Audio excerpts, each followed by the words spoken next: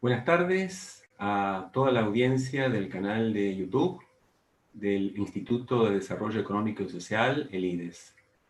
Tengo el enorme placer de presentar este cuarto y último panel de las clases medias en tiempos críticos, actividad que venimos llevando a cabo desde el 4 de agosto pasado como parte de un ciclo de eventos abiertos en razón de cumplir el IDES 60 años. Cuando el año pasado empezamos a imaginar esta nueva edición del seminario taller sobre clases medias, cuya primera edición fue en octubre del 2005, nos propusimos tomar como punto de partida las diferentes manifestaciones políticas de diferentes signos y características que se habían producido casi simultáneamente en América Latina, las cuales en muchos casos fueron etiquetadas por analistas, medios de comunicación e incluso a veces por sus protagonistas como clases medias. Antes de caer en generalizaciones apresuradas, entendimos cuán importante resultaría aumentar la potencia de nuestra lente, poniendo atención en las especificidades locales para luego, sí, llevar a cabo comparaciones a mayor escala. Es por eso que este panel de cierre se titula Acción Política y Clases Medias, proyectos, participación y protesta social en América Latina. Un elemento adicional lo constituye, por supuesto, la situación provocada por la pandemia y sus consecuencias específicas en la región, en términos sanitarios, en términos económicos, algo que no puede ser soslayado. Expositoras y expositores se han dedicado hasta el momento a la Argentina, Chile, Brasil, Colombia, Bolivia y México. Hoy, las exposiciones tendrán como foco 3 países, Argentina, Chile y Colombia, y será el turno de la historia como disciplina a cargo de Ezequiel Adamovsky, Asun Cantina Polomer y Ricardo López Pedreros. Ezequiel es investigador independiente del CONICET, con sede en el Laboratorio de Investigación en Ciencias Humanas, unidad ejecutora de doble dependencia del CONICET y de la Escuela de Humanidades de la Universidad Nacional de San Martín. Entre sus muchas obras, es autor de Historia de la clase media argentina del 2009 e Historia de las clases populares en la Argentina del 2012, por citar dos que tienen estrecha vinculación con la temática que nos ocupa. Su presentación tratará sobre manifestaciones de derecha y nuevas formas de autoritarismo y su posible relación con subjetividades de clase media. Asun es profesora e investigadora en el Departamento de Ciencias Históricas de la Facultad de Filosofía y Humanidades de la Universidad de Chile. Entre otros trabajos, es autora de Por una vida digna y decorosa, Clase media y empleados públicos en el Chile del siglo XX, del 2009, y La frágil clase media, estudios sobre grupos medios en Chile contemporáneo, del 2013. Su exposición se titula La clase media que no era, estallido social y pandemia en Chile. Y por último, Ricardo es profesor e investigador en el Departamento de Historia de la Western Washington University. Es autor de Makers of Democracy, A Transnational History of the Middle Classes in Colombia, de el 2019, un libro muy flamante, muy reciente, y con Barbara Weinstein, The Making of the Middle Class, Tour a Transnational History, del 2012.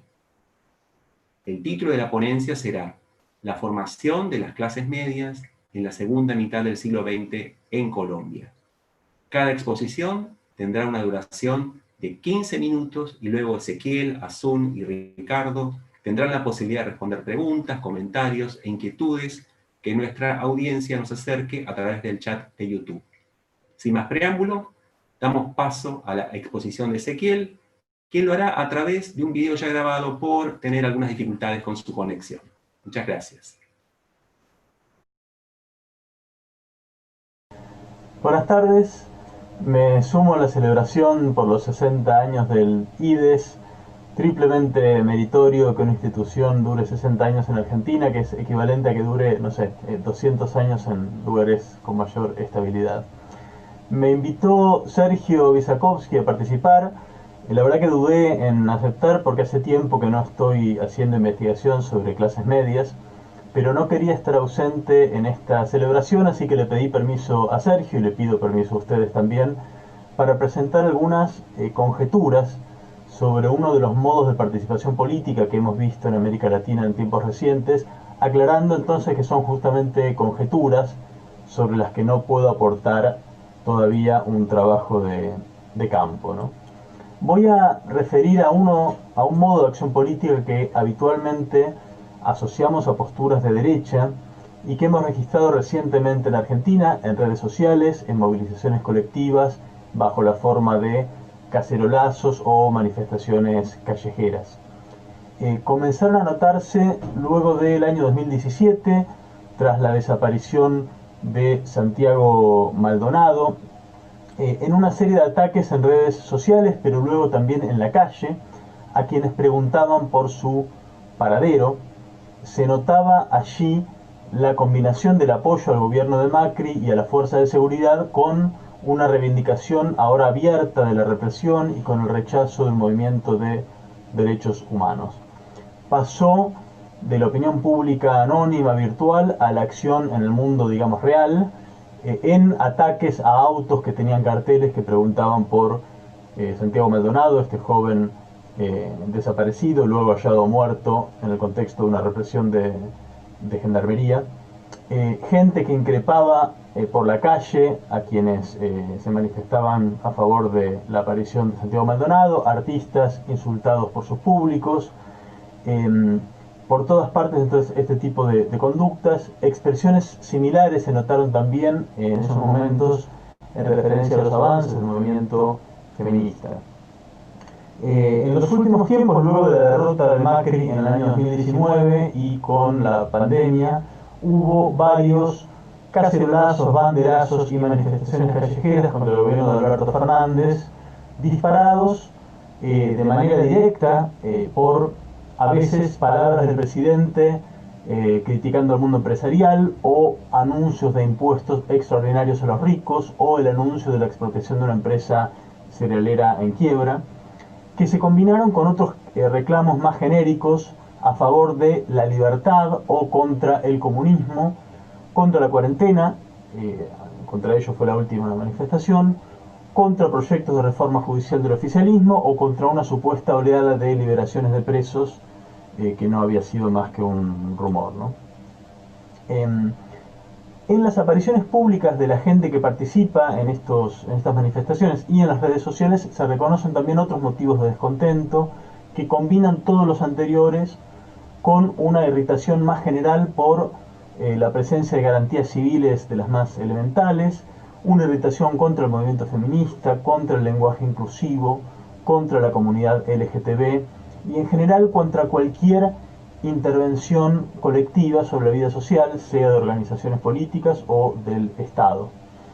Se percibe en estas manifestaciones un temor y un odio genérico por la política y por el Estado, visualizados como si fuesen factores externos que interfieren indebidamente en la vida de las personas y en su libertad. Apuntan contra un enemigo que es por supuesto el peronismo, pero que lo excede también. Es el Estado mismo, son los sindicatos, los movimientos sociales, la comunidad científica, el progresismo, la infiltración marxista en la cultura. Estos son algunos de los nombres con los que aparecen, ¿no? Con creciente urgencia estas manifestaciones demandan, exigen que todo eso sea barrido de la escena en nombre de la libertad. Y cada vez más se escuchan voces que combinan también el tópico de la libertad amenazada con los miedos de la pandemia, bajo la forma de teorías conspirativas según las cuales el encierro, el virus o las futuras vacunas que se están anunciando están siendo o van a ser utilizadas para hacer avanzar alguna clase de nuevo ordenamiento político de signo estatista o izquierdista. Entiendo que hay un aire de familia entre esto que estoy comentando y otras cosas que vemos en otros países, muy claramente en Brasil, también en Estados Unidos, donde se reporta que incluso en lugares donde no hay cuarentena hay hostigamiento en las calles contra las personas que llevan barbijo por el mero hecho de estar usando un barbijo, el barbijo mismo tomado como emblema no de una actitud de cuidado de sí, sino emblema del comunismo. Y uno podría pensar que nada de esto es enteramente nuevo, pero sí lo es el modo en que se está articulando con la cultura general y con el campo político. En Argentina la emergencia de este fenómeno coincidió en el tiempo con el giro bolsonarista que asumió el macrismo más o menos al mismo tiempo y con la mayor presencia de este tipo de voces de extrema derecha en los medios masivos de comunicación. Hasta aquí una brevísima descripción de los fenómenos a los que voy a referir, no voy a tener tiempo de más que esto. ¿Quiénes son los que protagonizan estas manifestaciones? Por lo que sabemos, no son en general los sectores más pobres, sino más bien sectores medios hacia arriba, y esto es consistente, lo que vemos en Argentina, con lo que sabemos del bolsonarismo y de la base de apoyo a Trump, que tampoco anclan en los grupos más pobres de la sociedad, sino en el escalón inmediatamente superior y de allí hacia arriba. Desde el punto de vista del universo de ideas y de valores de estos grupos, también parece haber elementos compartidos. Para el caso argentino, Ezequiel Ipar y su equipo vienen haciendo encuestas amplias para tratar de captar y entender el fenómeno. Aparece en estas encuestas un elemento que es muy significativo, que es que las posturas autoritarias, el reclamo de más represión, el desprecio de las minorías, el desprecio de los movimientos sociales, viene de la mano de un fuerte apego a visiones neoliberales y a la idea del mercado como principio ordenador exclusivo y a la noción de la autonomía individual como punto de partida y de llegada de la felicidad personal y colectiva, ¿no? En este sentido, muchas veces nombramos a estas manifestaciones como manifestaciones fascistas. Yo mismo designé estas conductas como microfascistas en algún texto, pero en verdad se trata de un fenómeno bastante diferente al del fascismo histórico, porque el fascismo era fundamentalmente estatalista. El fascismo de los años 20, 30 esperaba que el Estado fuese el armazón totalizante de la vida social, que nada quedase fuera de su órbita. El lema de Mussolini era todo en el Estado, nada contra el Estado, nada fuera del Estado. Pero el autoritarismo del que estoy hablando, el que tenemos hoy, es todo lo contrario, es profundamente antiestatista. Parafraseando el eslogan de Mussolini, su eslogan sería todo en el mercado, nada contra el mercado, nada fuera del mercado. Yo lo llamo individualismo autoritario porque es un autoritarismo que exige autonomía total para el individuo y que nada interfiera en la soberanía del mercado. Es ese individualismo autoritario el que conecta la voluntad de salir a cacerolear en defensa de algún magnate a personas que viven en un departamento de dos ambientes, el que lleva a atacar a quien usa un barbijo, tanto como el que reclama algún derecho colectivo, y el que lleva a despreciar a la política y los políticos por su indebida interferencia en el ámbito de lo individual y de lo privado. También es el que lleva a despreciar el saber científico o la evidencia cada vez que se interpone en el camino de la autonomía del individuo. Esta subjetividad de la que estoy hablando conecta bien con lo que las ciencias sociales viene llamando desde hace algunos años el neoliberalismo autoritario como fenómeno político, y hay efectivamente una conexión entre las conductas autoritarias y el conservadurismo en los valores por un lado y la tradición liberal por el otro. En Argentina, los liberales libertarios fueron la punta de lanza de todas estas manifestaciones, desde el descrédito del movimiento de derechos humanos hasta la oposición a la cuarentena y el movimiento feminista. Y hay que decir que en esto, en Argentina al menos, fueron también acompañados por los liberales más clásicos, no solo por los liberales extremos, ¿no? Por lo que sabemos, también en Estados Unidos existe un amplio punto de contacto entre el Tea Party y el conservadurismo cultural, la defensa a ultranza del libre mercado, el negacionismo científico y la resistencia a los barbijos y la cuarentena. En Brasil también vemos algo parecido. El Instituto Ludwig von Mises, por supuesto por su nombre, un think tank liberal, apoyó exultante a Bolsonaro en la elección. Bolsonaro, ustedes lo saben, es un fuerte talibán pro mercado y también negacionista científico. Por lo que, en verdad, si todo esto es un fascismo, sería un fascismo extraño, porque se apoya justamente en los valores del liberalismo llevados al extremo. Y aquí las conjeturas que quería compartir hoy con ustedes. Ese punto de contacto entre autoritarismo y liberalismo no es casual, está habilitado por subjetividades que han sido formateadas por la propia pedagogía moral que ha ejercido durante décadas el liberalismo, entendido como ideología dominante de nuestras sociedades. Una pedagogía moral que no está circunscripta al mundo de las clases medias, afecta a todos los sectores, pero que sin dudas ha tenido una mayor penetración y tiene un arraigo emotivo mayor entre los sectores altos y medios. En los estudios de varios de nosotros, los que estamos formando parte de este seminario, los estudios que hemos hecho sobre la formación de la clase media, encontramos algunos elementos poderosos de esa pedagogía. El mito de la intimidad protegida, la idea del ámbito de lo doméstico y de lo privado como espacios de felicidad y de realización, y por el contrario, la percepción del espacio público y de lo político como amenazas al espacio de felicidad privada, el valor moral asociado al esfuerzo individual y el fastidio frente a los mecanismos estatales o colectivos de acceso a mejoras, sobre todo para los más pobres, los valores patriarcales, las divisiones de género bien claras, son todas cosas que conocemos bien de los procesos de formación de subjetividades de clase media. Sobre esa base es que se está abriendo camino el individualismo autoritario más radicalizado que vemos hoy. La ideología liberal descansó en su momento sobre una pedagogía implícita de respeto al prójimo como condición para el orden social. Se la podía sintetizar en una frase muy conocida que suele repetirse a los niños, esa que dice: tu libertad termina donde empieza la de los demás. Y esa es una imagen espacial muy interesante, porque es como si cada uno de nosotros tuviese un espacio de libertad propio, personal, una especie de círculo de autonomía que nos rodea y que nadie debería traspasar. El orden social queda asegurado y la armonía quedan asegurados si cada uno respeta esa norma. Nadie invade el espacio privado personal de otro individuo y así estamos todos contentos. En su momento más utópico, la tradición liberal imaginó que con eso solo se aseguraba la felicidad, por lo que no era conveniente siquiera que el Estado educara a sus ciudadanos en ningún otro valor específico. Cada cual tenía derecho a elegir su modo de vida, sus creencias, sus valores, sus ideas.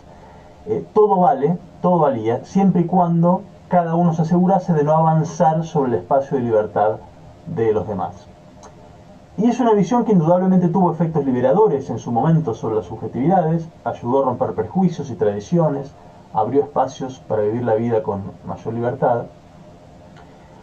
El problema es que esa pedagogía tiene un costado oscuro que suele perderse de vista y que es precisamente el que emerge hoy. Es una pedagogía que nos invita a estar alertas de no traspasar el círculo de libertad del otro, pero eso mismo implica que nos empuja a una máxima intolerancia frente a posibles invasiones sobre nuestro espacio vital. No debo traspasar el círculo de los demás, pero nadie debe traspasar el mío. El individuo educado en la pedagogía liberal se siente en la obligación entonces de no cruzar el círculo ajeno, pero también se siente con el absoluto derecho a proteger el círculo propio como sea. Dentro del espacio de cada quien, cada uno es rey. El problema, por supuesto, es que nuestras libertades en verdad no son individuales. Allí donde hay libertades existen como fruto de decisiones sociales, políticas, colectivas, nacen y mueren colectivamente. No hay tal cosa como círculos de autonomía que pudiesen coexistir felizmente sin tocarse ni invadirse. Permanentemente nuestras acciones afectan a los demás, para bien y para mal, y no podría ser de otro modo. Estamos en un momento, esta es la conjetura, en un momento civilizatorio en el que el horizonte ético de esa pedagogía liberal se agotó. El espacio vital que podía sustentar esa idea de que cada cual podía estar dentro de su línea sin molestar a los demás, es un espacio que se acaba. La presión del capital, la presión de las demandas individuales y colectivas, acercan cada vez más los círculos de autonomía de cada uno, se superponen, se tocan, se invaden, se rozan, y eso da paso al lado oscuro de la pedagogía liberal, que es la violencia dirigida al prójimo como efecto de la angustia individual por la incapacidad de controlar individualmente lo que sucede dentro de ese espacio que creíamos, que imaginábamos personal, propio, inviolable. A ese individuo que se siente amenazado le habla la Asociación del Rifle que financia la derecha norteamericana, a ese sujeto le hablan Bolsonaro y Patricia Bullrich en Argentina cuando exigen libertad para portar armas o potestad de que la policía mate gente a su gusto. Con esa subjetividad conecta también el deseo de tener políticos que no sean políticos, políticos que sean como un sheriff llegado desde afuera a poner orden, alguien dotado de superpoderes que esté por encima de esas molestas garantías que ofrece o ofrecía la ley, alguien capaz de restaurar ese supuesto orden de círculos de libertad individual bien ordenados que no se importunan unos a otros. Y si hace falta para recuperar esa libertad en mayúscula, suspender las libertades concretas reales en minúsculas de quienes desentonan, bueno, que sea. Cada cual tiene que estar en su círculo sin molestar, todos sometidos sin chistar a las reglas del mercado, al que no quiera, bala. La pedagogía ética que predica el liberalismo no solo no detiene esa deriva autoritaria que vemos hoy, sino que está en su origen y de hecho la exacerba. Quiero terminar insistiendo en un punto, que es que este tipo de visiones se expandieron históricamente de arriba hacia abajo, y todo indica que hoy están más presentes en los sectores medios, especialmente los más precarizados, pero es una subjetividad que avanza y que ya hizo pie también en los sectores bajos. No quisiera que la conclusión de mi presentación de hoy fuese que podemos quedarnos tranquilos, que el mundo popular permanece totalmente inmune a este tipo de prédicas, porque no es así. Es algo que bastante preocupante, que marca el momento político y cultural que estamos viviendo hoy. Dejo aquí con un saludo para todos y todas. Muchas gracias.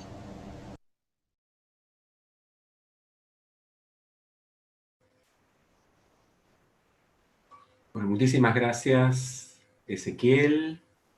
Vamos a continuar nuestras presentaciones en este panel de hoy con la presentación de Asun. Hola, muy buenas tardes a todos desde aquí, desde Santiago de Chile. En primer lugar, por supuesto, agradecer a IDES, a Sergio y a todo el equipo por esta invitación y muy contenta también de participar en la celebración de los 60 años de IDES. Bueno, yo tengo una presentación en PPT que voy a pasar a compartir en este momento, si me dan un momento para hablar de estas materias. Un momento, por favor. Quisiera confirmar y que me dijeran si se ve bien. ¿Sí? Muy bien. Bueno, mi presentación se llama La clase media que no era, ya voy a explicar de qué se trata esto, y que trata sobre estallido social y movilización política en Chile, como dijo Sergio, también dentro del contexto de pandemia, particularmente entre los años 2019 y 2020, es decir, en lo que hemos vivido en Chile, particularmente desde el estallido social que comienza el 18 de octubre del 2019, pero en una perspectiva histórica. Y de hecho, quiero partir esta presentación con 3 imágenes. Estas 3 imágenes de la movilización son 3 fotografías entre el mes de octubre y noviembre de 2019. Los créditos son para Felipe Poga, fotógrafo de la VEXCOM, que es la Vicerrectoría de Extensión y Comunicaciones de la Universidad de Chile, y además quiero decir que espero que Felipe esté muy bien, porque tomando esta fotografía, él también fue objeto de balazos por parte de la policía, recibió varios perdigones, pero supe que está mejor, o estuvo mejor después de eso. ¿Por qué estas 3 imágenes? Muy brevemente. La primera es una imagen que remite particularmente a esta referencia que hizo el gobierno de Chile, la administración de Sebastián Piñera, a ese enemigo organizado e implacable que definió que habría salido a las calles desde octubre en adelante y en realidad hasta el mes de marzo de 2020, cuando se retiran por el tema del temor del contagio y las cuarentenas. Es decir, lo que tenemos acá es una mujer joven, con la cara cubierta, encapuchada. Detrás ustedes ven una banda de jóvenes que también están con la cara cubierta y que está protestando y que tiene sobre su cara uno de los ojos en referencia a los más de 300 ojos mutilados por la policía en la represión a las manifestaciones. Esta es la imagen de lo que podríamos decir fue la entrada más radical, más dura, digamos, de esta protesta y la que más enfureció al gobierno. Y una cosa interesante, y es lo que quiero yo acá destacar, frente a la cual el gobierno de Chile, particularmente en los primeros días, convocó a la clase media chilena a levantarse en contra. De hecho, tal vez la palabra clase media fue una de las más usadas por los discursos del gobierno chileno de Sebastián de Piñera durante esos primeros días. O sea, llamamos a la clase media ordenada, respetuosa de la institucionalidad, que no le gusta la radicalidad, que cuida su trabajo, etcétera, etcétera, a levantarse frente a este tipo de manifestantes. Pero, y aquí viene la próxima imagen, esta es una fotografía de la Plaza de la Dignidad en el mes de octubre, donde nosotros podemos ver, y me parece muy gráfica e interesante, porque aquí vemos personas, algunas personas jóvenes, pero también vemos personas adultas, como el que está en el centro, con esta frase que fue también una de las que más se usó en este estallido del Chile despertó, como se lo llamó en octubre del año pasado: no tengo miedo a morir, tengo miedo a jubilar. Es decir, no más AFP, no más robo, es decir, el movimiento que llamaba a levantarse, no solamente frente a lo que estaba ocurriendo en ese momento, sino frente a un futuro que era un futuro signado por un sistema de capitalización y de retiro individual, digamos, y la pobreza a futuro. Y por último, la última imagen que quiero compartir con ustedes, después vienen otras más, pero para esta introducción, es esta. Esta imagen también es de la Plaza de la Dignidad. Esto es de octubre del 2019. Me pareció interesante también porque estas mascarillas que ustedes están viendo allí no son las mascarillas de la pandemia, son previas a la pandemia, son de las personas, particularmente de las personas mayores, como estos dos que están acá, que se definen a sí mismos como abuelos y abuelas, frente a las masivas bombas lacrimógenas lanzadas por la policía. Me pareció interesante también porque habla de la transversalidad que se produjo, es decir, gente mayor que también llegaba a la Plaza de la Dignidad, el corazón, la zona cero, como se lo llamó, de las protestas en Santiago, y como ellos dicen allí, a apoyar a esos jóvenes y a esas jóvenes que están al comienzo. Los abuelos y abuelas apoyamos a nuestros y nuestras nietas. AFP, jubilación de hambre, y ustedes ven que alrededor también hay personas que no se pueden identificar con esos jóvenes radicales, sino personas adultas y personas que además están allí a cara descubierta. Ahora, más allá de la gráfica y poniendo también, me pareció interesante, lo voy a hacer muy brevemente porque no cabe el espacio ni el tiempo acá para definirse. Lo que estamos viendo en Chile, digamos, en el año 2019, no es un estallido ni espontáneo, ni que sale de la nada, sino que tiene que ver con demandas de movilizaciones sociales que se han ido acumulando particularmente desde el año 2005 en adelante hasta la actualidad, hasta 2020. Por supuesto, quienes me estén escuchando aquí de Chile van a decir que faltan muchas cosas, les pido disculpas desde ya, pero la idea era hacer una especie de resumen, ¿no?, de lo que podrían ser algunas de esas movilizaciones centrales. La primera, una gran demanda por educación pública, gratuita y de calidad, en un país con una educación pública muy deteriorada, que van a tener una gran emergencia en el espacio callejero, en el debate televisivo, particularmente en los años 2005 y luego en el año 2011.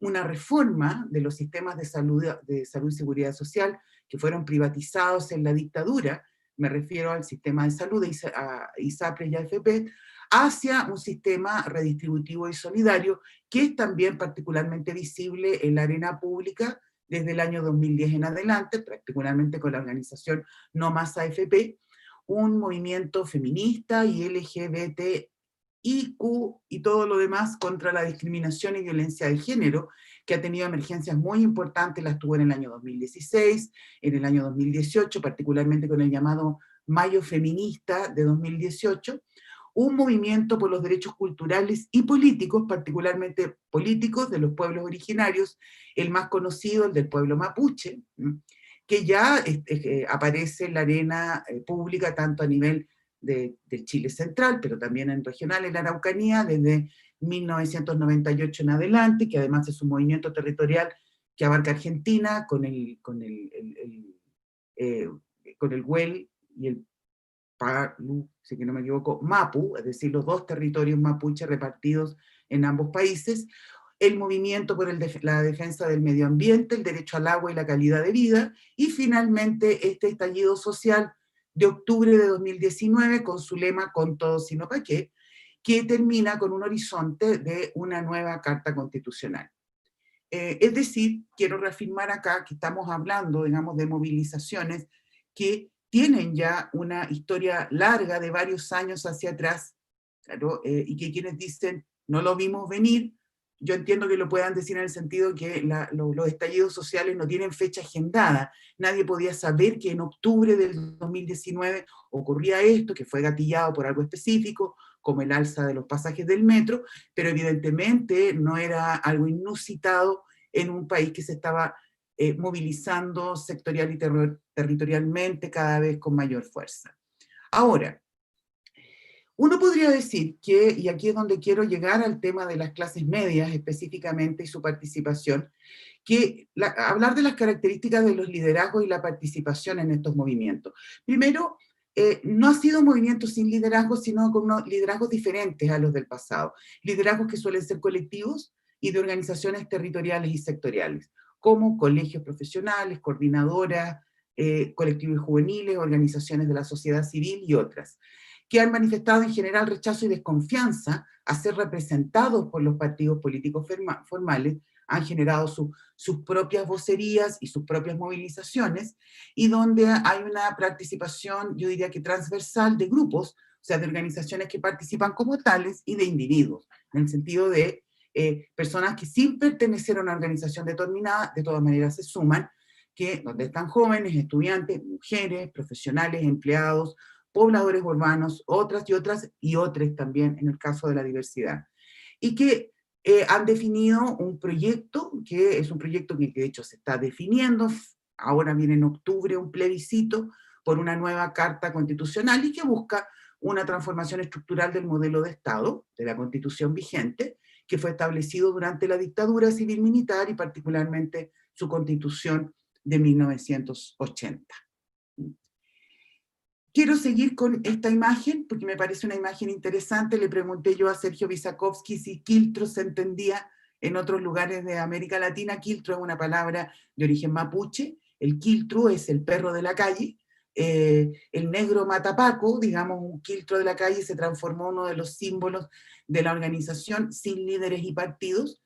Y la idea de Piñera, payaso asesino, o sea, de un presidente que es una especie de bufón malvado, que no empatiza. Esto no es solamente un insulto, ¿no? Sino que tiene que ver con una imagen de un presidente que no logra empatizar con las demandas de la mayoría, que sigue con un discurso empresarial y con el discurso del enemigo interno, y le costó, y yo creo que le cuesta mucho hasta hoy, realmente conectarse con lo que está ocurriendo en su propio país, y de hecho ahí se alcanza a ver pequeñito abajo en la parte de un afiche de la nueva Constitución. Ahora, ¿cómo se leen y participan, a mi entender, en esto, que algo que por supuesto estas no son afirmaciones, están abiertas al debate, las clases medias en dicho contexto? Yo diría que hay ciertos elementos que son de largo y mediano plazo, digamos, que nosotros y nosotras, quienes hemos trabajado en las clases medias en América Latina, conocemos bastante bien y que están presentes acá. Primero, clases medias, grupos que tienen una autopercepción positiva, digamos, de su propio valor y de sus logros. Aparecen en estas movilizaciones la idea del mérito, del esfuerzo, del valor de la educación formal, de la ilustración y del comportamiento civilizado, es decir, político y ciudadano. Aparece también algo que sabemos que es de larga data, una percepción negativa del apoyo institucional y estatal, es decir, sentirse grupos frágiles, grupos que han sido abandonados por las políticas sociales y económicas de ayuda, a diferencia a veces de los más pobres y por supuesto de los ricos. Y aquí hay un elemento que es más nuevo, que yo diría que viene de los años 90 en adelante, que involucra a una, comillas o cursivas, verdadera clase media, o sea, grupos de pequeños y medianos empresarios, de profesionales mejor pagadas, que son más consolidada económicamente, y también a una frontera superior de los pobres, por decirlo así, lo que ha sido llamado tradicionalmente la clase media baja, o en un lenguaje más contemporáneo, más neoliberal, la clase media vulnerable o la clase media emergente. Entonces, y paso a esta siguiente imagen, en términos esquemáticos, uno podría proponer para el debate, para la conversación, que en estas movilizaciones del 2005 en adelante, y particularmente con mucha fuerza el año pasado, uno se encuentra con grupos que tienen la percepción de haber dejado de ser o de no haber llegado a ser, donde hay representaciones o interpretaciones enfrentadas, ¿no?, de la realidad chilena. Por un lado, un supuesto éxito del modelo chileno neoliberal de desarrollo, un país con inflación controlada, con crecimiento económico sostenido, con estabilidad política, que se suponía tenía como principal soporte a las clases medias, sobre todo estas nuevas clases medias emergentes, no muy politizadas en términos de entendiendo lo politizado por una postura crítica izquierdista, y que de hecho fue el soporte de este llamado gubernamental que yo le mencionaba, de las clases medias a defender el orden público, del vandalismo y de la radicalización juvenil y popular, frente a una visión crítica que ha destacado, a partir de las organizaciones, de los estudios críticos también, un crecimiento sostenido de la desigualdad de los ingresos y la capacidad de ahorro, es decir, que Chile es uno de los países que tiene un ingreso per cápita que no representa para nada la enorme diferencia que hay entre el 1% y el resto de la población,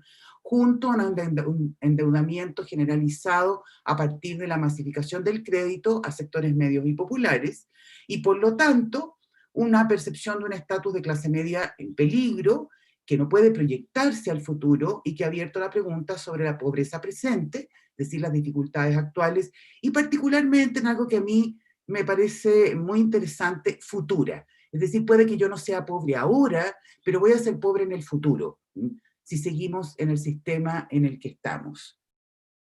Y quería allí mostrarles, de hecho, esta otra imagen. Esta fue tomada por mí en diciembre del 2019, en esa misma Plaza de la Dignidad.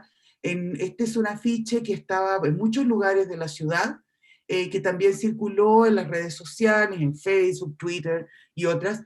Recuerda, no eres clase media, eres clase obrera asalariada y endeudada. Es decir, este llamado, en este caso del bloque Vegan Straight Edge, o sea, grupos más bien radicales, pero a veces aparecía también sin esta firma, con otras personas que lo compartieron, etcétera, etcétera, y que me pareció muy interesante, ¿no? Porque dice, no es que eres clase media y lo dejaste de hacer, es que nunca dejaste de ser clase obrera asalariada y endeudada. O sea, hay allí una realidad que tenemos que tomar en cuenta.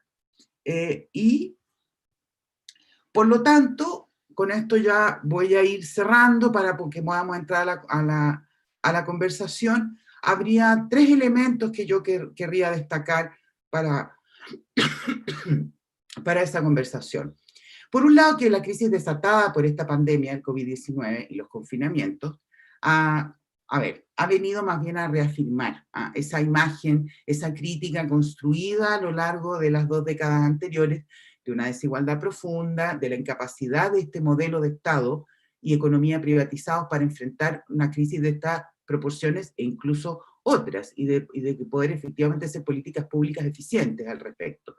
Me parece muy interesante y pertinente destacar también este fracaso del llamado gubernamental a la clase media a defender los logros del modelo. Me pareció allí, estaba yo aquí tomando notas, como la diferencia con la situación argentina que acaba de presentar Ezequiel, ¿verdad?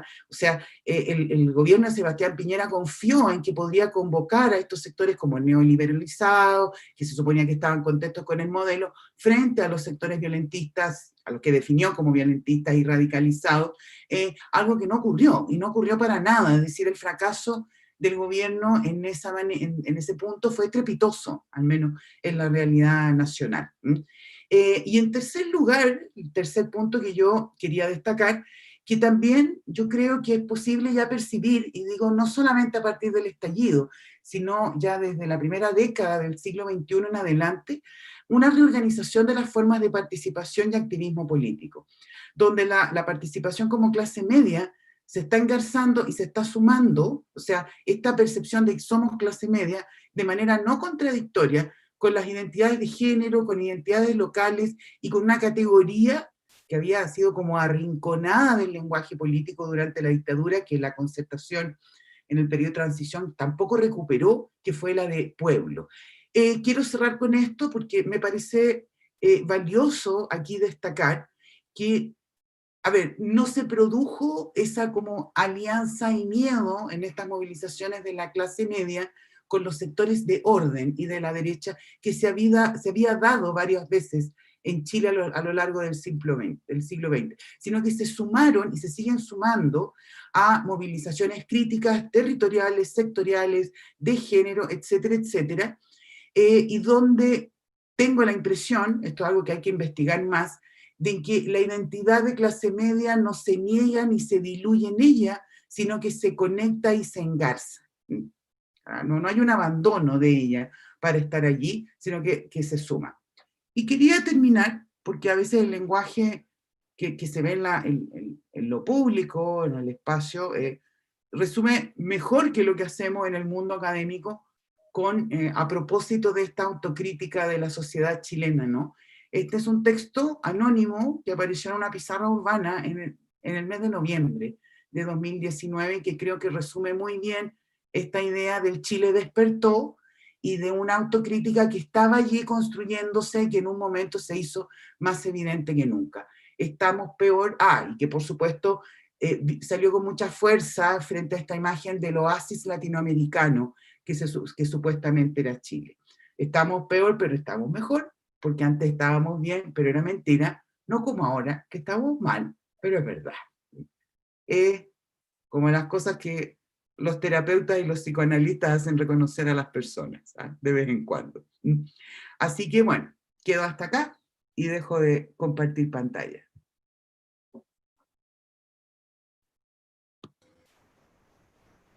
Bueno, muchísimas gracias, Asun. Muy estimulante, muy interesante tu presentación sobre la situación en Chile.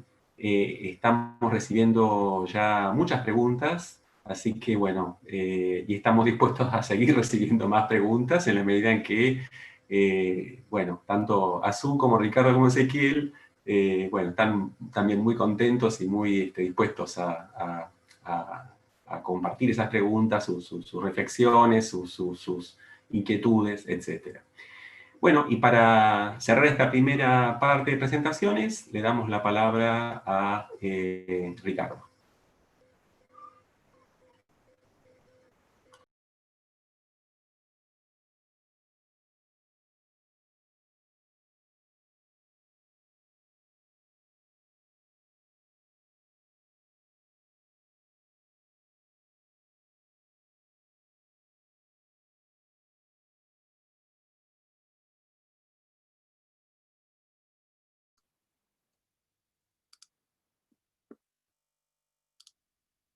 No puedo compartir la pantalla ahora. ¿Ahora la están viendo ya? Sí, ok, perfecto. Bueno, muy buenas tardes a todas, todos y todas. Muchas gracias a Sergio por la invitación. Siempre es un placer presentar mi trabajo en este grupo de investigación, y a Martín quiero también agradecerle por su trabajo en cuanto a la tecnología para que esto funcione.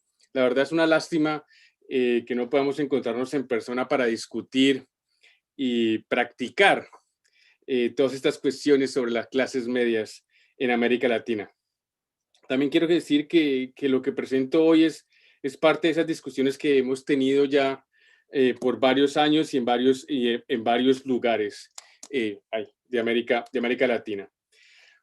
Lo que voy a presentar hoy es una breve parte del libro que salió el año pasado y que está pronto a salir en la versión en español, y voy a hacer 3 puntos. Voy a presentar la pregunta central del texto. Voy a elaborar un punto en particular sobre la participación política de las clases medias en los años 60 y en los años 70. Creo que hay unos puntos de conexión bien interesantes con lo que presentó Asun y Ezequiel. Creo que hay unas formas para construir algunas genealogías sobre la participación política de las clases medias en los años 60 y los años 70. Obviamente yo me ubico sobre todo en el caso bogotano, en un contexto transnacional de los años 60 y los años 70. Y por último, es una conclusión, una invitación desde el caso colombiano para entender o mirar la importancia de esos argumentos que planteo para los años 60 y los años 70.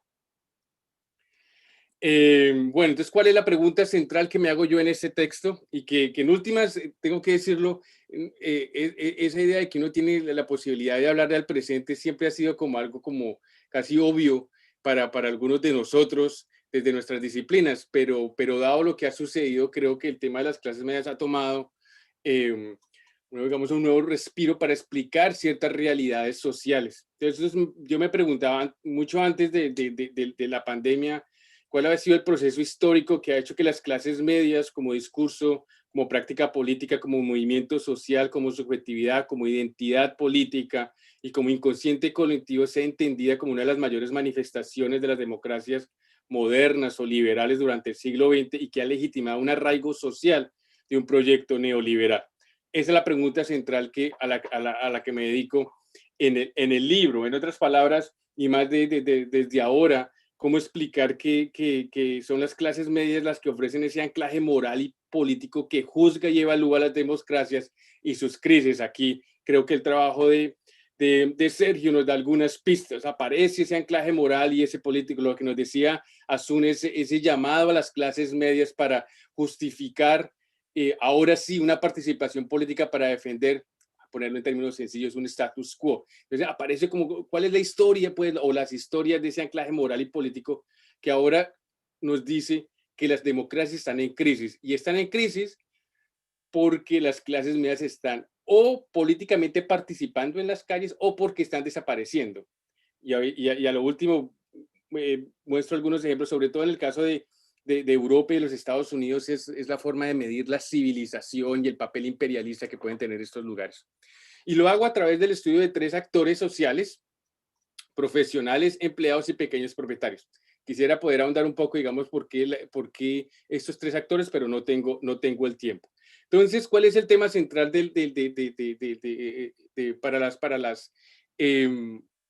para los años 60 y para los años 70? Creo que para esta época, y aquí estoy hablando o estoy en diálogo con algunos textos que van desde José Nun, desde los años 60 y los años 70, que intentó o pensó críticamente el papel de las clases medias y el proceso de acercamiento a procesos más desde el conservadurismo político hasta los trabajos de Greg Grandin, que aún asigna a las clases medias solamente un papel muy conservador y que dice que políticamente no se puede hablar de las clases medias como proyecto político, pues porque en este contexto de radicalización y en este contexto de politización de los años 60 y los años 70, esa radicalización que se experimentó como revolución hizo que las clases medias juntaran sus esfuerzos con los grupos populares, y una radicalización más hacia la derecha, más hacia la contrarrevolución, hizo que las clases medias se acercaran un poco a los grupos oligárquicos. Estoy simplificando un poco el tema, pues para poder llegar y cumplir con el tiempo asignado a la presentación, pero creo que es esta forma de revolución contra revolución y el papel de las clases medias siempre acercándose a los grupos populares o a los grupos oligárquicos sin tener un proyecto político como tal, digamos, como clase para sí, digamos, en el lenguaje más claro. ¿Y qué es lo que presento? Y creo que esta fotografía es de un sindicato de empleados bancarios de uno de los bancos más importantes de Colombia, el Banco de la República, digamos el banco estatal, y muestra que por lo menos hay 2 formas de politización en los años 60 y los años 70.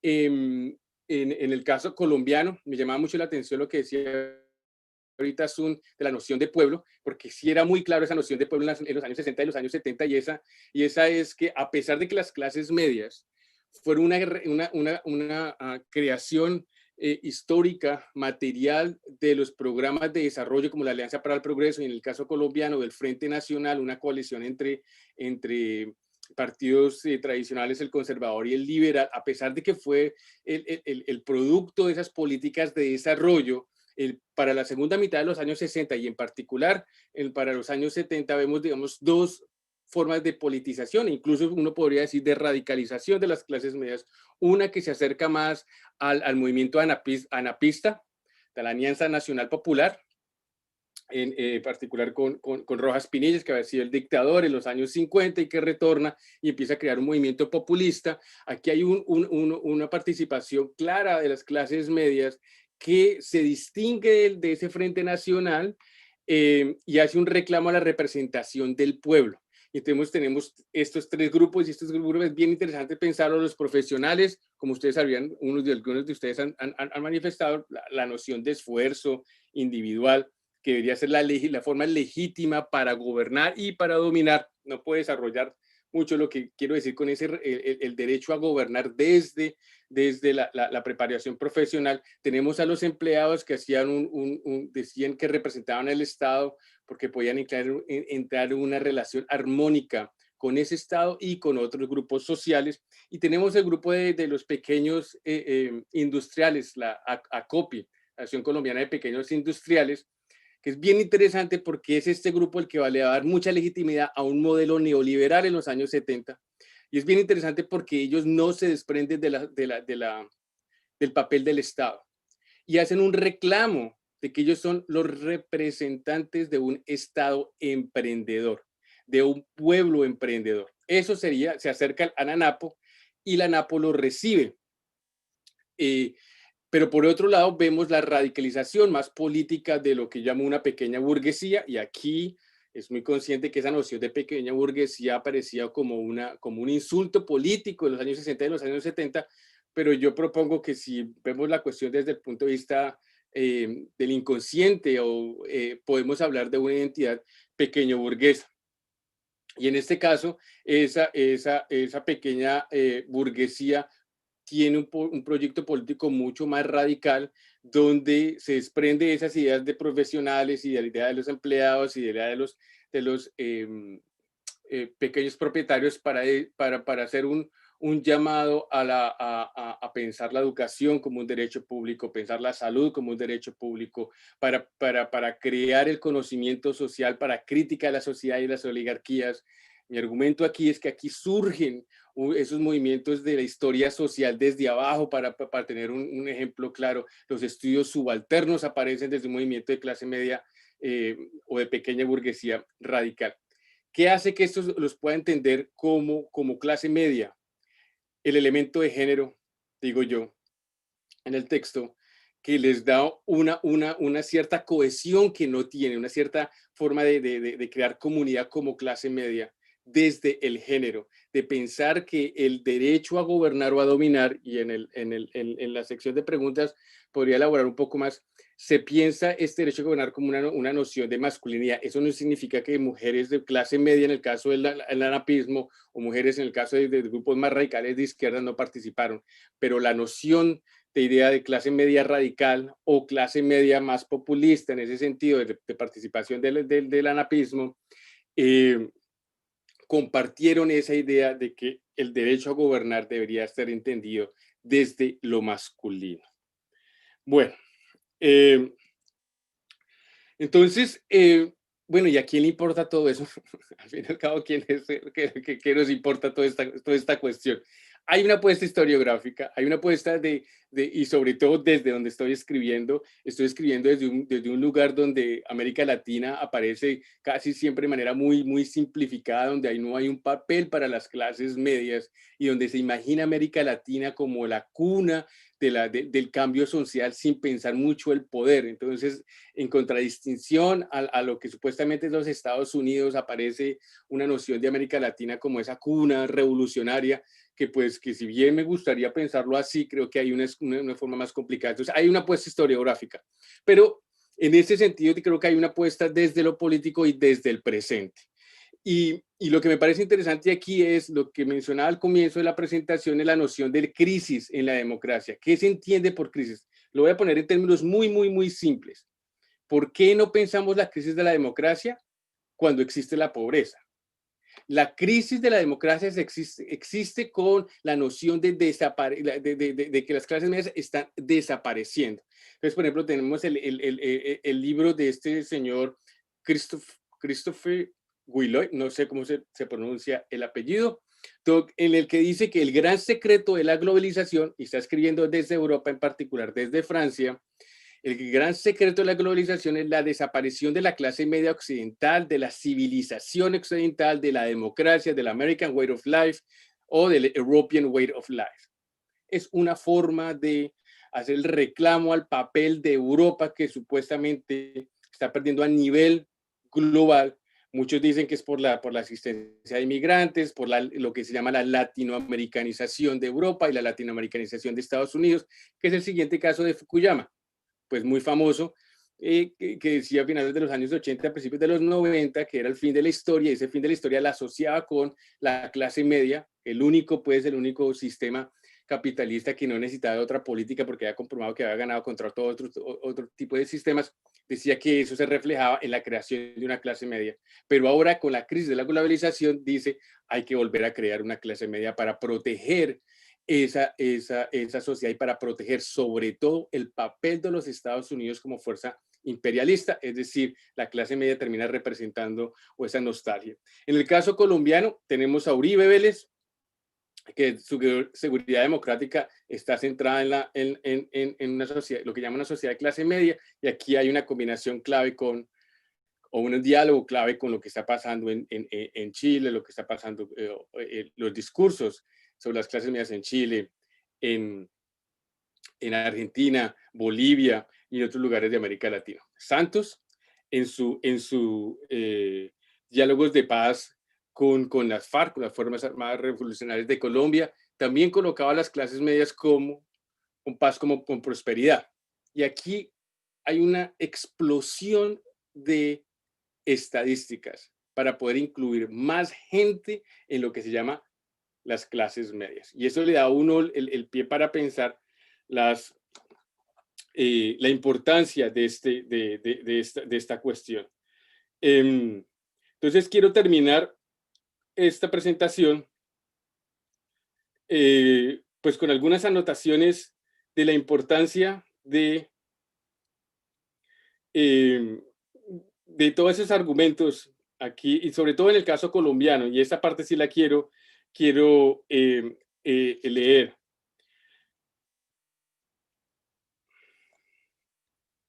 Es un lugar común decir que la democracia está en crisis. La amenaza del populismo y sus guerras y las guerras de clases que promueve, el feminismo, la ideología de género, la izquierda cultural, los inmigrantes, la latinoamericanización de Europa y los Estados Unidos.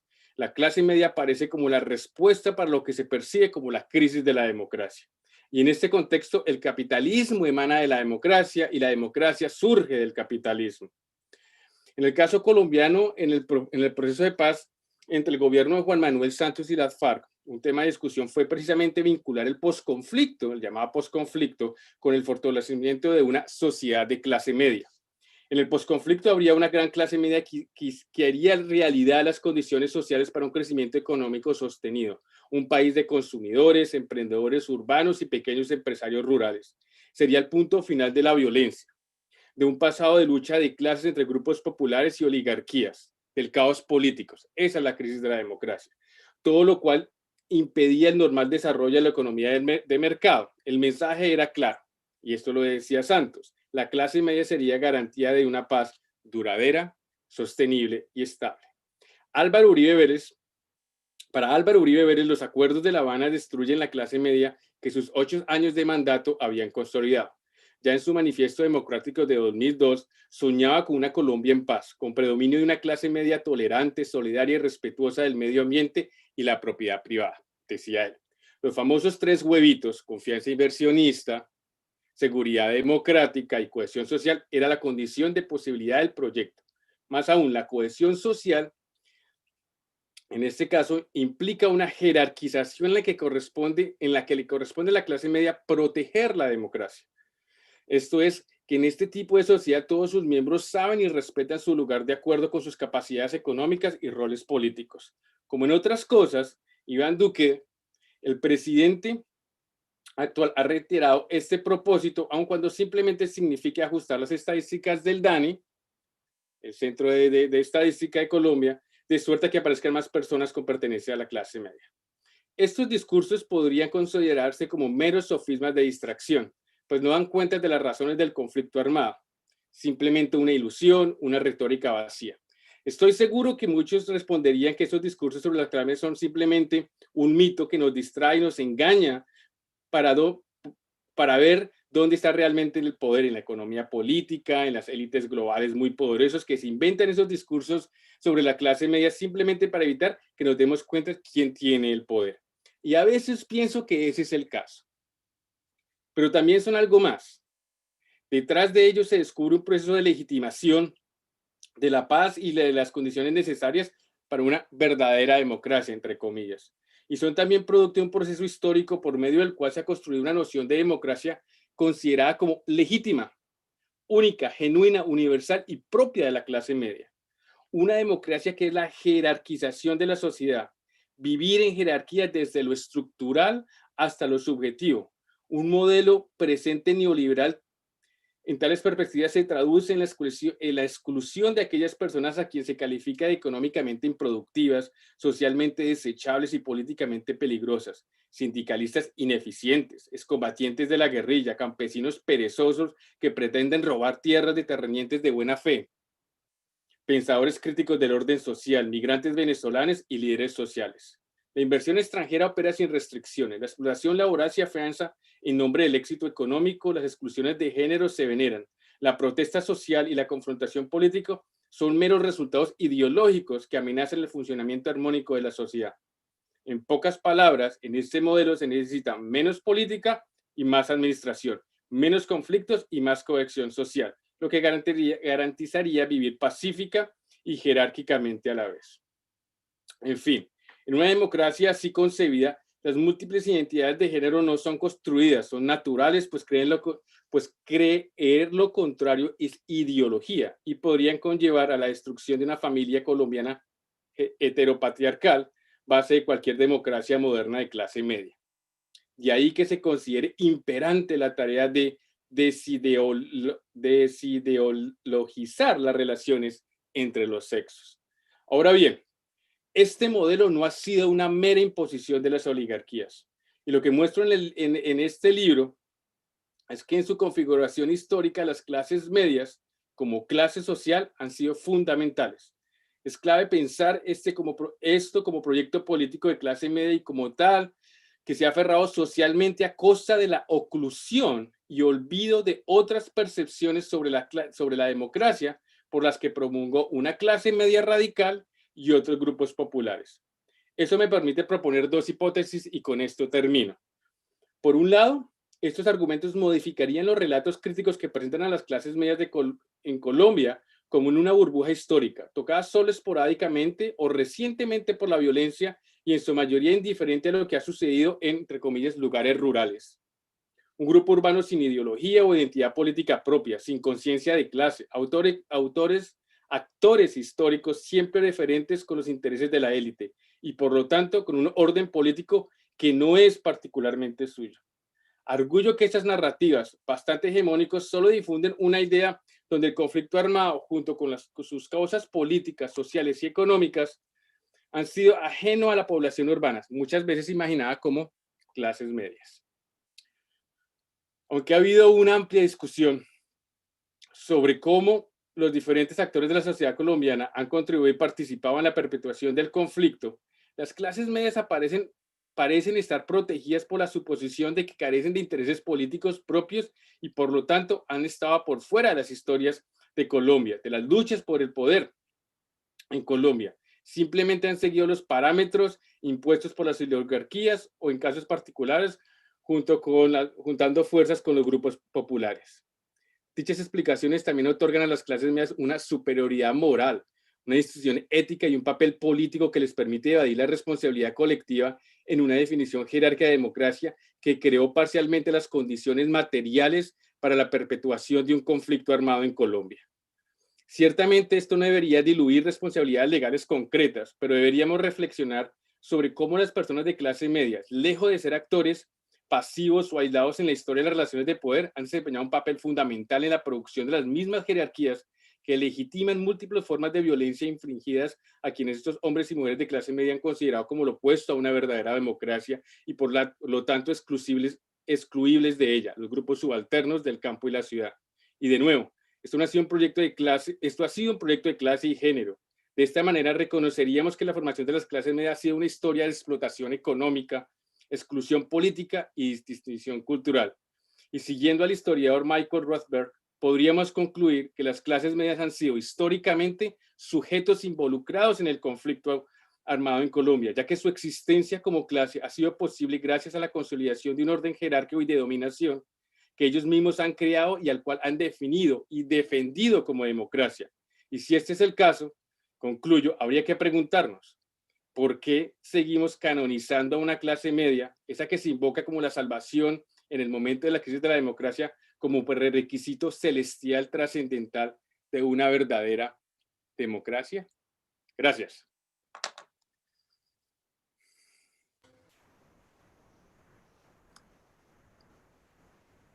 Bueno, muchísimas gracias, Ricardo, por también una fascinante presentación sobre Colombia.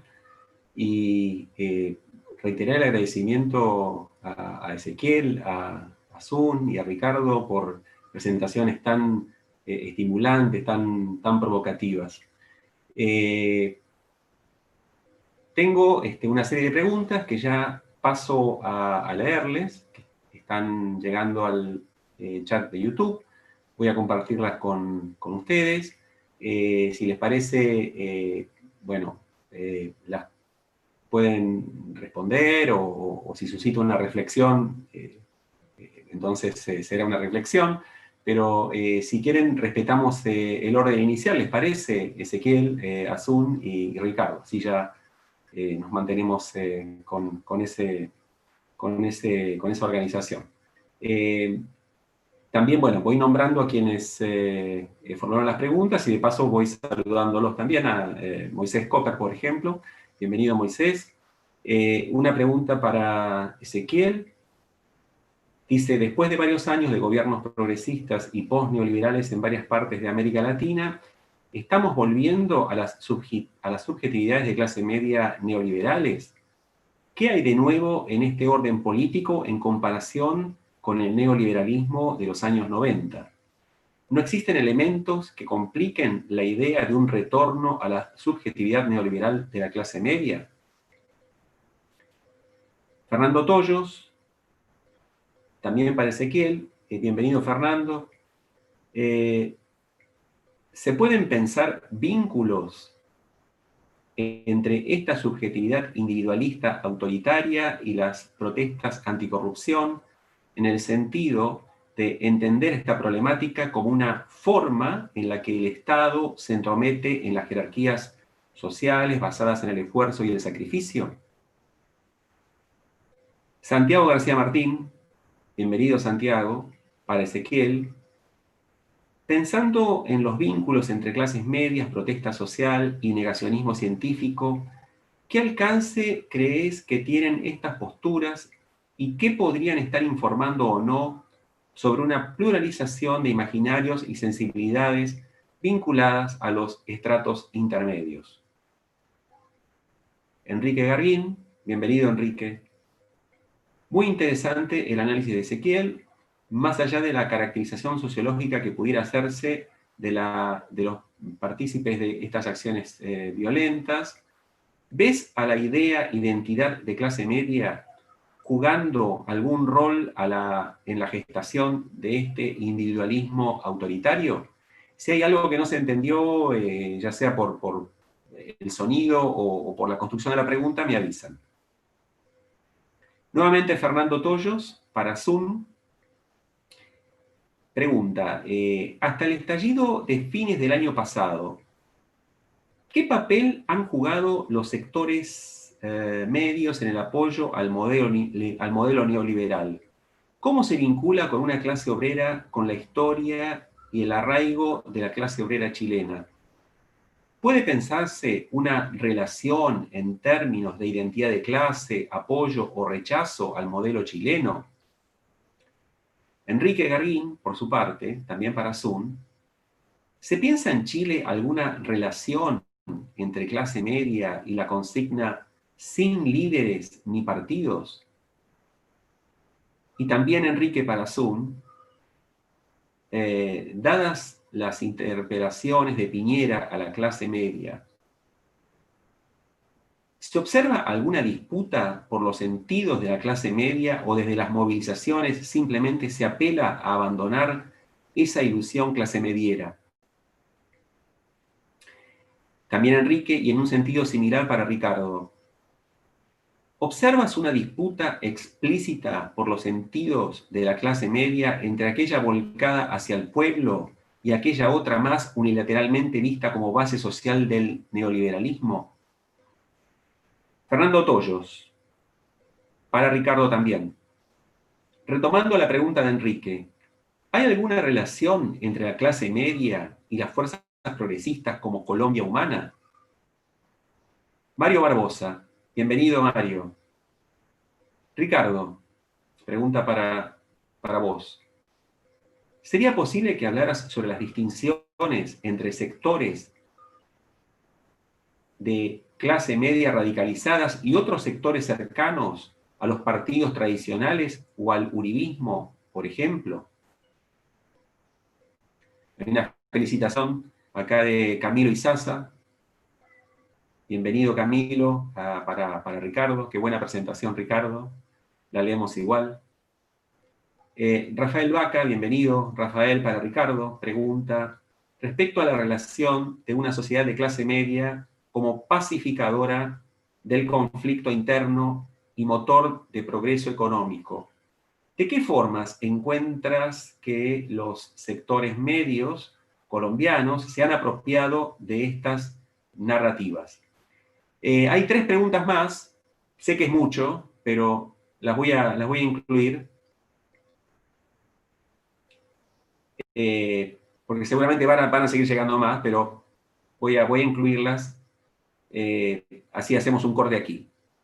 De Cristian Serna, bienvenido Cristian, para Ricardo. ¿Cómo en series de TV sobre Narco, Pablo Escobar, invisibilizan clases sociales como motor de la acción sobre la democracia, gravitando en discursos binarios?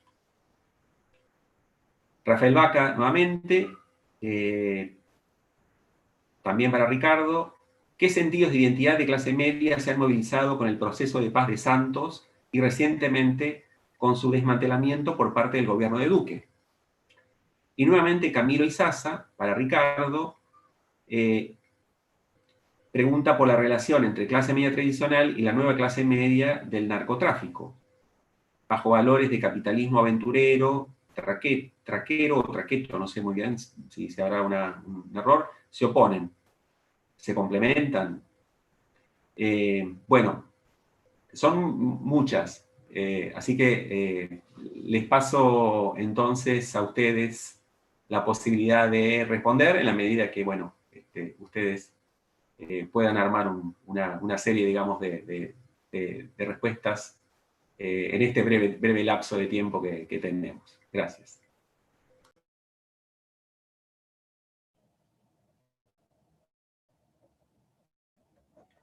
Bueno, creo que me toca a mí, ¿verdad? Gracias por las preguntas a los que las tocaron. Trato de responder, arranco primero con la de Moisés y la de Enrique, que están relacionadas en torno de la subjetividad de clase media o la identidad de clase media y cómo juega en el contexto. Lo primero que diría es que a mí por lo menos no me sirve mucho analizar subjetividades o identidades en términos de etapas, ¿no? no creo que ni en los años 90, ni en la actualidad, ni incluso anteriormente, hubiese, digamos, una etapa subjetiva en un determinado periodo que luego se reemplaza por otra etapa subjetiva o por otro contenido de identidad en otro momento. Más bien, la manera en que trato de pensarlo es momentos donde hay tensiones y luchas de elementos de identidad o componentes de identidad que pueden ser distintos o contrapuestos. En algún momento puede, digamos, ser más fuerte uno que otro, pero no creo que haya, digamos, un reemplazo de un tipo de subjetividad por otro. En ese sentido, en referencia a la pregunta de Moisés, digamos, no creo que en los años 90 la subjetividad de sectores medios haya sido neoliberal en bloque, a pesar de que los elementos neoliberales eran poderosos en esa época. Y del mismo modo no creo que hayan desaparecido de la escena ni se hayan debilitado demasiado, tampoco en los periodos llamados post-neoliberales. Si algo diría más bien, por lo menos argentino, y esto está estudiado incluso para la presencia de una subjetividad neoliberal, incluso en clases bajas, diría más bien que la subjetividad neoliberal o los elementos neoliberales en las subjetividades que se hicieron en los años 90 siguieron estando muy fuertemente presentes en las etapas post-neoliberales, que en algún sentido dejaron algunos de los pilares fundamentales de esa subjetividad neoliberal sin cuestionar, ¿no? Cuando en Argentina los gobiernos posteriores a 2003 sostuvieron como medida de felicidad con por ejemplo, el acceso al consumo, ahí había, digamos, más bien fuertes continuidades con la visión o el horizonte de edad que proponía el neoliberalismo en los años 90, ¿no? El consumo como demostración, el acceso al consumo como demostración de vitalidad de una comunidad, de corrección de las políticas públicas y de horizonte de lo deseable, ¿no? En muchos sentidos diría que entonces que yo no veo por lo menos una vuelta a subjetividades neoliberales, porque creo que nunca dejaron de estar en el centro de la sí veo momentos donde son más poderosas o donde los discursos públicos están más en sintonía y las potencian, las motorizan, y otros en los cuales hay más interferencia entre discursos públicos, discursos de gobierno y este tipo de subjetividades, ¿no? Lo mismo respondería, digo, vale para la pregunta de Enrique. Por lo menos a mí no me caben dudas de que hay elementos de la identidad de clase media, tal como ha emergido en el caso argentino, que colaboran, sintonizan muy bien con el tipo de política más de derecha que ha propuesto el macrismo, o que proponen incluso los libertarios hoy, sin por eso decir, algo que lo dije en la presentación y me interesa resaltar, que no haya elementos similares también en subjetividades de clases bajas, que eso me parece que está muy presente. Hay un proceso de individuación, de construcción de una subjetividad individualista, emprendedora, trabajadora, asociada a valores morales, que uno ha visto históricamente más presente en sectores medios, pero que hoy está muy fuertemente instalada en sectores bajos también, y también eso es una caja de resonancia para el tipo de las políticas más de derecha que se proponen hoy, ¿no? En referencia a las preguntas la pregunta de Fernando en relación de autoritarismo y anticorrupción, sí, para decirlo, no tomar demasiado tiempo, una distinción: la corrupción es algo, digamos, espantoso, muy presente en nuestras sociedades, sin lugar a dudas, y es perfectamente legítimo que haya un reclamo contra la corrupción. Sí es cierto, dicho esto, me parece a mí, yo tengo esa impresión sin haberlo investigado empíricamente, que hay, digamos, una utilización del discurso anticorrupción como parte de una política de la indignación contra el Estado, contra el sistema político, y que se hace evidente en la percepción diferencial que hay de la corrupción de acuerdo a quién sea el actor, ¿no? Está, por lo menos para mí, bastante claro que hay corrupción, ¿no? Algunas corrupciones son muy visibles y molestan, otras sencillamente ni se registran. El sujeto social y el actor político. La corrupción empresarial no molesta, la corrupción enorme que hubo en el gobierno de Macri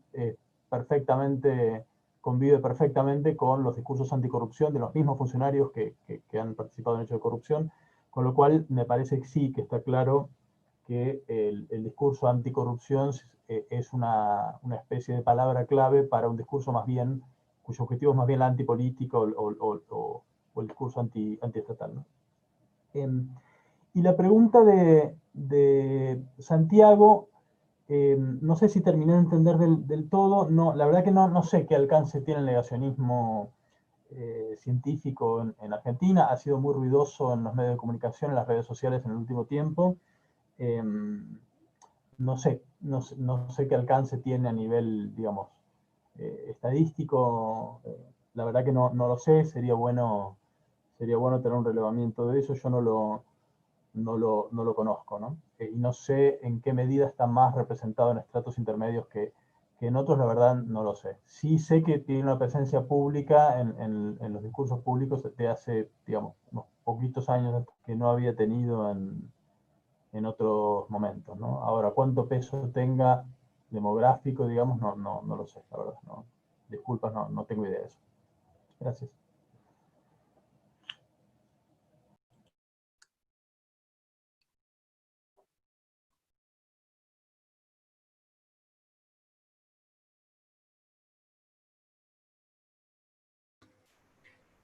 Pasó, sí, tú. Ok, gracias. A ver, tratando de ser breve en vista del tiempo que ya va avanzando, como que reorganicé un poco las preguntas. Voy a partir por la segunda, en realidad. Con respecto al apoyo al modelo neoliberal, de parte de las clases medias en Chile, que pasa también con otros sectores como clase obrera, trabajadora. A ver, hay que decir que la derecha y la centro derecha chilena, hasta el estallido yo diría, del 2019, sí tenía asumido que ahí estaba su gran sector de apoyo, sobre todo en una clase media nueva, digamos, es decir, las personas que estaban en el comercio, que no necesariamente tenían posturas ideológicas tan claras y que por lo tanto habían llegado, y de hecho aquí cito una conferencia dada por un político de centro derecha importante en Washington, que se llamó con un título bastante coloquial, La clase media chilena se compró el modelo. Tenían una visión bastante triunfalista de cómo habían logrado instalar, digamos, este modelo neoliberal de mercado que para ellos parecía funcionar bastante bien, y en eso. Ahora, si me preguntan a mí brevemente qué creo, sí, yo creo que este modelo tuvo cierto éxito y aceptación social, pero que era un poco una apuesta a futuro, ¿no? O sea, se supone que esto está funcionando y que nosotros en un tiempo más vamos a estar mejor, y la espera fue demasiado larga, y en cierto momento también empezó a crecer la concepción social en sectores medios y en sectores populares, de que esa espera en realidad no era una espera, sino que ese cambio y esa mejora sustantiva en la situación de vida no iba a llegar. O sea, esto era algo que no iba a ocurrir. Lo que también explicaría por qué esta alianza de sectores profesionales, de empleados y todo eso, con sectores populares, obreros y todo eso, en las actuales movilizaciones sociales, en el apoyo a un cambio de la constitución política, etcétera, etcétera. Lo que lleva un poco a esta segunda pregunta, de que si hay un vínculo entre estas consignas de sin líderes ni partidos y los sectores de clases medias. Yo creo que sí lo hay. Una de las cosas que se ha criticado en Chile en los últimos años es el llamado lascondismo de la política chilena. ¿A qué se refiere esto? Es un término local. Las Condes es una de las comunas de la región metropolitana de clase alta. Entonces, esta idea de que la mayor parte de los políticos profesionales, de quienes están en el gobierno, en el Congreso, incluyendo a muchas personas de partidos de centro izquierda y de izquierda, son de Las Condes. Por lo tanto, su comprensión de lo que ocurre en el conjunto de la sociedad chilena es muy baja, su empatía es muy baja. Y por lo tanto, hay allí una distancia en el sentido de que, bueno, tenemos que generar nuestros propios liderazgos sociales, territoriales, sectoriales, porque tenemos unos políticos en el Congreso, en el gobierno, que no son parte de nosotros y ni siquiera nos entienden. O sea, no tienen comprensión de lo que vive la mayoría de la población. Toman medidas que luego resultan un desastre porque ni siquiera saben cuánto vale el pasaje del metro. Ni siquiera tienen claro que hay un porcentaje importante de la población chilena que no tiene internet en la casa. Entonces, todo este mundo digital no es para ellos, etcétera, etcétera. Los ejemplos podrían ser innumerables. Entonces, hay esta tercera pregunta. ¿Se acabó la clase media en el sentido de una autopercepción de que la mayoría de los chilenos y las chilenas somos de clase media, no somos pobres? Yo creo que es una pregunta que está abierta y es una de las preguntas que se discute en la sociedad chilena. ¿Cuántas personas que se autopercibían o que querían ser clases medias en este momento se cuestionan que, bueno, nunca llegaron a serlo y tal vez nunca van a llegar a serlo tampoco en el futuro? Y que por lo tanto lo que les cabe una definición dentro de las capas superiores de la pobreza, que se sienten más cómodos en el concepto pueblo, lo que no contradice una percepción de sí mismo como clase media, pero desde un punto de vista cultural, ¿no? De forma de vivir, más que desde un punto de vista económico. Entonces, eso es lo que podría decir en términos así, más específicos de las preguntas. Gracias, Asun. Ricardo, te damos la palabra. Bueno, muchas gracias de nuevo y muchas gracias por las preguntas. Son varias y tocaría dar otra charla. Entonces, como lo hizo Ezequiel y Asun, voy a tratar de ser bastante breve en mis respuestas. Entonces, pues empezando con la pregunta de Enrique, creo que me llama mucho la atención, creo que es digamos, el siguiente tema que quiero trabajar si me vuelvo a arriesgar a seguir trabajando sobre las clases medias. Y es pensar el neoliberalismo o digamos lo que yo llamo el arraigo social del neoliberalismo. En el caso argentino creo que hay trabajos muy buenos. Estoy pensando en el trabajo de Verónica Gago, y creo que en ese sentido eso es lo que quisiera mostrar, que no logro mostrar en este libro, y es cuáles son los puntos de congruencia de esa clase media más radical y esa clase media que se acerca al neoliberalismo. Creo que ese punto de congruencia es a través del género y sobre todo a través de visiones de masculinidad. Esa noción que yo llamo el derecho a gobernar o el derecho a dominar se presenta tanto en un modelo como de izquierda o de cambio social radical como del neoliberalismo, y unas visiones, diría yo, sobre el papel de lo colectivo desde lo individual, que empieza, no quiero decir que la izquierda apoye directamente la consolidación de un neoliberalismo,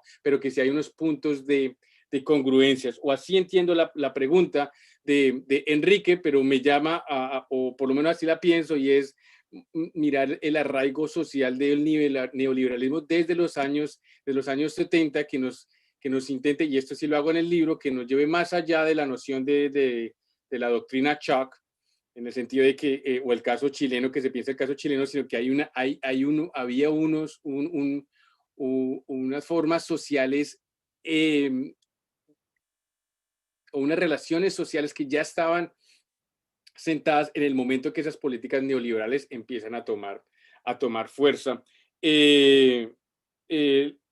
Las fuerzas progresistas de Colombia Humana, sí, hay unas conexiones bien interesantes desde una clase media radical o más progresista, y es en particular el movimiento M19. Creo que hay unos puntos interesantes para pensar, hay algunas conexiones, incluso la visión de sociedad, la noción de Colombia Humana viene de ese proyecto, sobre todo después de los procesos del año 70, de finales de los años 70, después de toda la experiencia de tortura que sufrió esa clase media radical, algo que no alcancé a lograr, que no logré hablar, pero después de todo esto, en los años 80, que va a terminar con la Constitución del 91, creo que ahí hay una apuesta de una noción radical de humanismo que va a ser movilizada en particular por Petro, y que tiene ciertos elementos de clase media y de conexión con grupos populares, grupos indígenas y en negritudes. Entonces creo que, pero esas características que acabo de decir son más de los años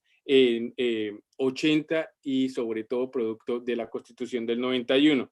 Del doctor Mario Barbosa, el uribismo, efectivamente, de nuevo, para retomar, digamos, el neoliberalismo, una cosa que trato que intento hacer con el siguiente proyecto es entender el uribismo, digámoslo, sin Uribe, y pensar que el uribismo puede existir sin Uribe, para poder lograr entender al caudillo sin un análisis caudillista, es decir, que ubique este régimen, entre comillas, democrático, entendido en los parámetros que lo presente hoy, y que no se limite a mirar lo que hace Uribe o lo que deje de hacer. El uribismo es producto del neoliberalismo de los años 70, desde los años 70. No es gratuito que haya puntos de congruencias entre Turbay y Uribe Vélez. Es porque ahí hay unas relaciones sociales mucho más amplias que le dieron pie sobre todo a la noción de legitimación de violencia, el tipo de violencia, y aquí tiene que ver mucho con lo que decía Ezequiel, la protección de ese espacio imaginario individual para proteger ese otro. Los paramilitares, en particular Carlos Castaño, siempre me cuesta trabajo tener que citar a Carlos Castaño como jefe paramilitar, pero él decía que los grupos paramilitares eran el brazo armado de las clases medias en Colombia, y tiene toda una discusión sobre esa noción de clases medias armadas, y es ese modelo de sociedad que es el que va a empezar a calar a finales de los años 90 y principios del siglo XXI, que se va a retomar desde el uribismo. Por eso creo que hay un arraigo social tanto del neoliberalismo como del uribismo, o el uribismo como una manifestación particular del neoliberalismo. Y las otras preguntas, para no alargarme mucho, hay una en particular sobre el narcotráfico que es bien interesante, porque la noción del capitalismo aventurero, del narcotráfico, tiene unos valores que se retomaban desde la clase media: el esfuerzo individual, el salir adelante por sí solo, etcétera, etcétera, tener la creatividad del modelo económico, etcétera, etcétera. Entonces, hay unos valores que se recuperan desde las clases medias, pero desde lo moral, el narcotráfico le crea cierta crisis a esa clase media anterior y empieza a entrar en lucha por lo que significa ser una verdadera clase media. Creo que hay unos puntos importantes para pensar. También, no sé qué me estoy perdiendo también. Rafael me pregunta, bueno, en cuanto a lo de Duque, habría que pensar el caso de los pequeños propietarios, que me parece muy, muy interesante para pensar el papel del Estado dentro de un modelo neoliberal. Los pequeños propietarios fueron los primeros digamos, en apoyar ciertas medidas neoliberales, pero no se desprendían del papel del Estado. Y creo que es ahí donde podemos pensar que las clases medias, desde el punto de vista retórico, pero también, o discursivo, pero también con cierta realidad social, el papel de los pequeños propietarios tiene un papel legitimador de esa paz, que no va a ser pensada desde supuestamente unas élites todas poderosas, sino de ese pequeño propietario que tiene pequeñas industrias, pequeñas empresas, pocos empleados, y puede crear más trabajo. Esa idea de que las empresas crean trabajo y que hay que protegerlas viene mucho desde, en el caso colombiano, pero sospecho que en otros lados también, desde la idea del pequeño industrial, desde el pequeño propietario, que empieza a darle legitimidad a ese modelo o a esa sociedad de paz que se imaginaba Santos, sin que incluso el mismo Duque ahora la retoma. Pero creo que voy a parar ahí porque no quiero alargar.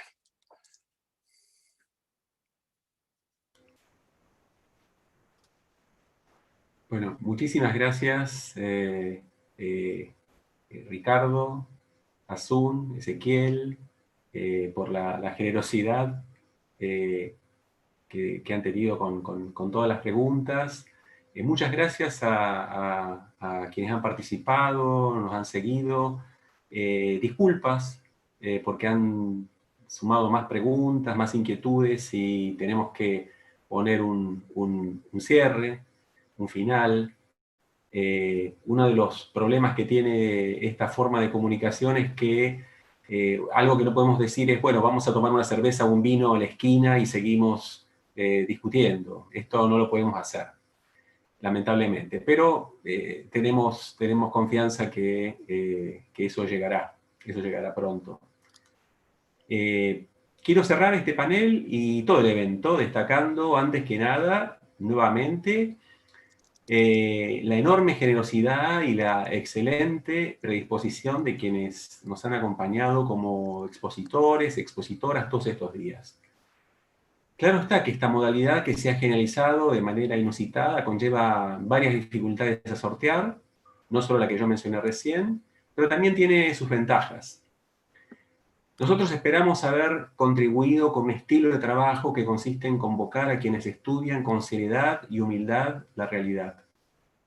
Quiero agradecer en principio al Centro de Investigaciones Sociales y a sus instituciones de pertenencia, el IDES y el CONICET, por todo el apoyo brindado.